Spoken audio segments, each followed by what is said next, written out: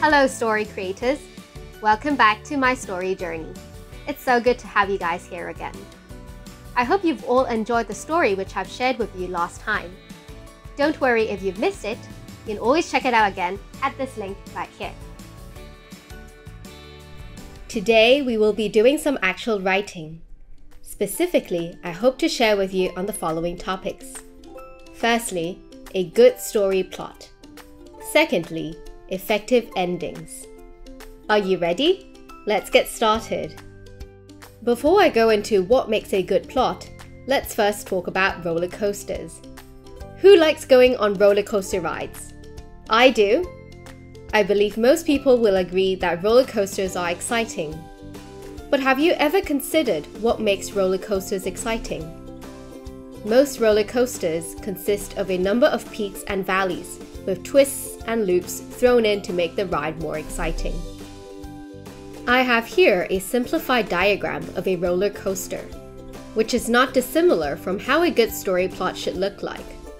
You will see that this story roller coaster consists of 5 parts: introduction, rising action, climax, falling action, and resolution. To better illustrate, let's use the classical story Little Red Riding Hood as an example. The storyline of Little Red Riding Hood is fairly simple to begin with. Little Red Riding Hood is to travel into the forest in order to visit her grandmother. Imagine if nothing much happened during Little Red Riding Hood's trip. The plot would likely be rather flat and boring, unlike a roller coaster ride. The story begins with an introduction, which is the start of the story. Readers will meet the characters for the very first time and understand the setting of the story. In the introduction part of the story, Little Red Riding Hood, we've learned that Little Red Riding Hood always wears a red hood, and she lives with her mother. Her grandmother lives in the forest and is very sick. Therefore, Mother has asked Little Red Riding Hood to go visit her grandmother and bring along some food. Sometimes, the introduction will already give readers a hint as to what will happen later on. We are told that Little Red Riding Hood will embark on a trip on her own. A young and pretty girl, traveling through the forest alone. Perhaps something bad will happen. This technique is sometimes called foreshadowing, where the writer gives an advance hint of what is to come later in the story. As I've mentioned earlier, there's not much in a story if everything works out perfectly and there are 0 bumps in the road. The rising action is a series of events that enhance conflict and ends at the climax of the story. Going back to the story of Little Red Riding Hood. As Little Red Riding Hood is traveling through the forest, she meets the wolf for the very first time. Despite Mother reminding her not to talk to anyone, Little Red Riding Hood tells the wolf that she is going to visit her grandmother who lives in the forest. The wolf followed Little Red Riding Hood's directions and reached grandmother's house. The wolf went into grandmother's house and puts on her nightgown.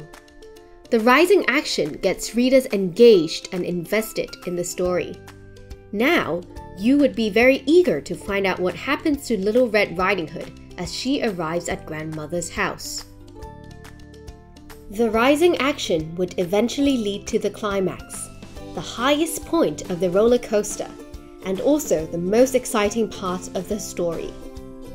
We, as readers, would know that the wolf had changed into grandmother's clothes and is now lying on her bed. But poor Little Red Riding Hood doesn't know. The climax of the story begins when Little Red Riding Hood knocks on the door and notices that grandmother looks different.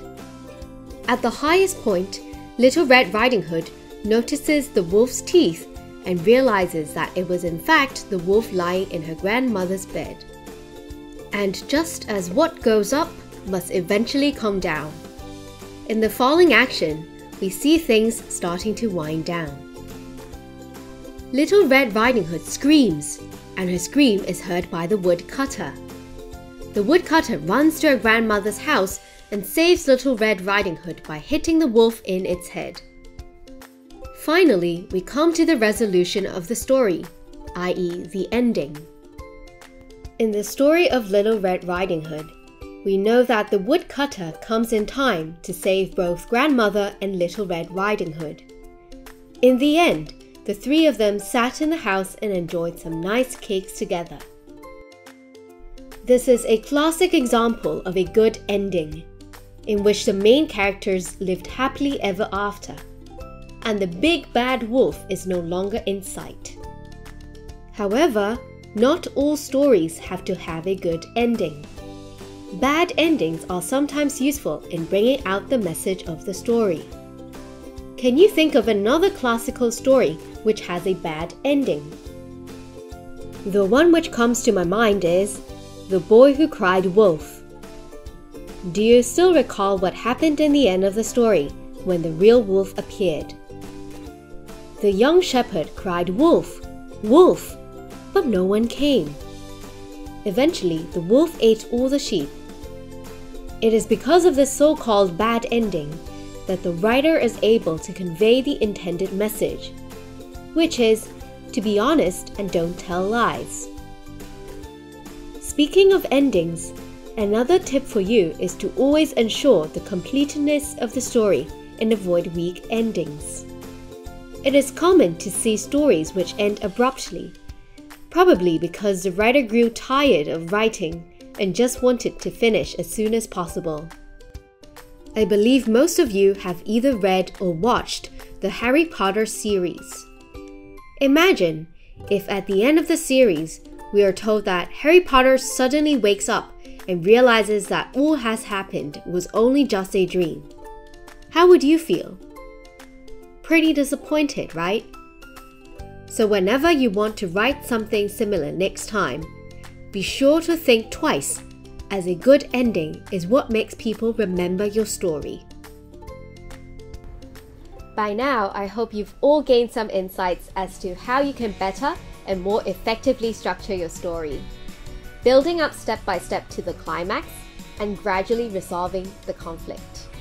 And whilst you are writing, I would also like to invite you to create not just one, but a few possible endings.